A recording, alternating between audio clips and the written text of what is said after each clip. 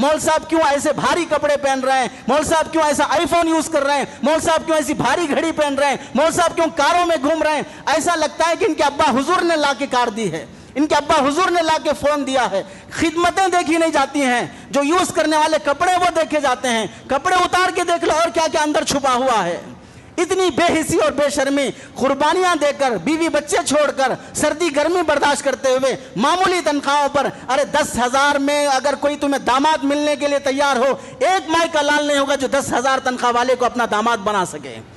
12,000 तनख्वाह, 10,000 तनख्वाहों पर शहरों की जिंदगी में मस्जिदों, मकतबों और मदारिस की हिफाजत करने वाले इन उलमा की मदद करना, साथ देना, दुआएं करना तो बात की बात, खामोश तो रह जाते, कम से कम टांग तो ना खींचते, इनकी गीबतें तो ना करते, इनके पीठ पीछे इनके पगड़ियां उछालने की तो कोशिश ना करते। हमारी जिम्मेदारियां हैं मस्जिदों की हिफाजत के लिए मदारिस आबाद करना, मकतब को आबाद करना।